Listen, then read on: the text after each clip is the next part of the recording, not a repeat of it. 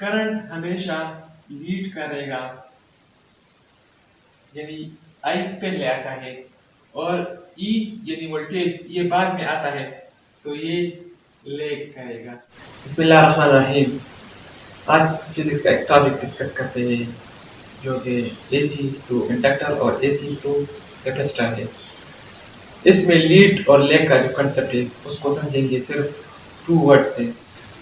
मतलब हम कैपेसिटर के लिए एक वर्ड यूज करके लीड और लैग का जो कंसेप्ट है उसको याद कर सकते हैं, और सिमिलरली इंडक्टर के लिए भी एक वर्ड यूज करते हैं जो इसका लीड और लैग का कंसेप्ट है उसको याद कर सकते हैं।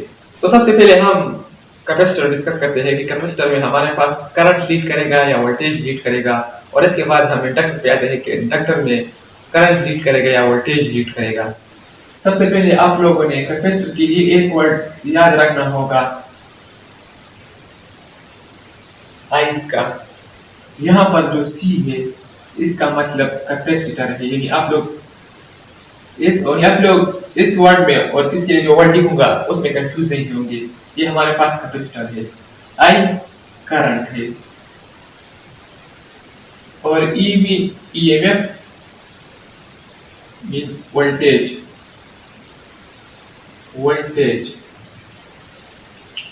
तो कैपेसिटर के केस में करंट हमेशा लीड करेगा, यानी आई पहले आता है और ई यानी वोल्टेज ये बाद में आता है, तो ये लैग करेगा।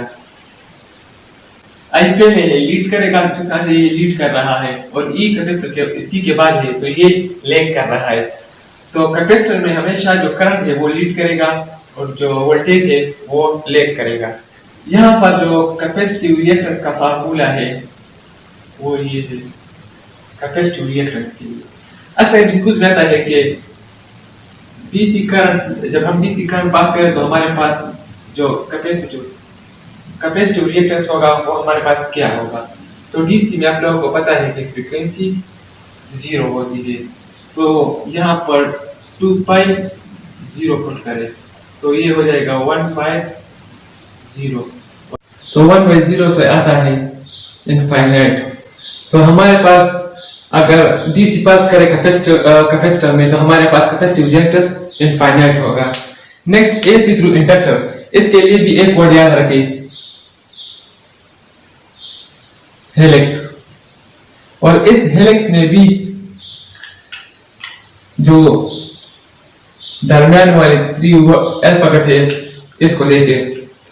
ये ई हमारे पास वोल्टेज है, यानी ईएमएफ जिस वहां पर बताया, और आई यहाँ पर करंट, और एल इंडक्टर। तो यहाँ पर एल आता है इंडक्टर के लिए और यहाँ पर सीधा कैपेसिटर के लिए।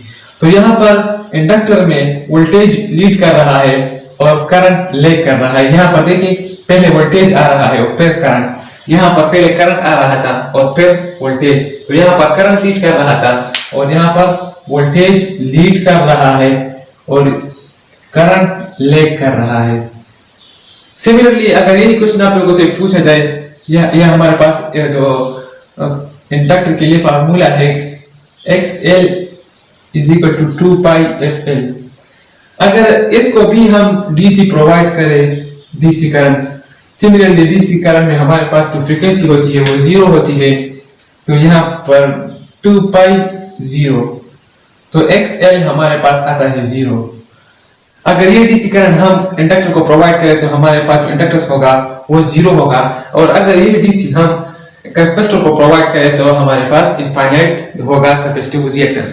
तो ये 2 वर्ड से सिर्फ कि कौन लीड करेगा कौन लैग करेगा, और इसके साथ डीसी का जो कंसेप्ट था। तो उम्मीद है आप लोग इस पर समझ गए होंगे। तो इंशाल्लाह मिलते हैं नेक्स्ट वीडियो में, और हाँ, चैनल को सब्सक्राइब करें और नीचे एक अच्छा सा कमेंट छोड़ें अगर आप इस वीडियो पर समझ गए। वस्सलाम।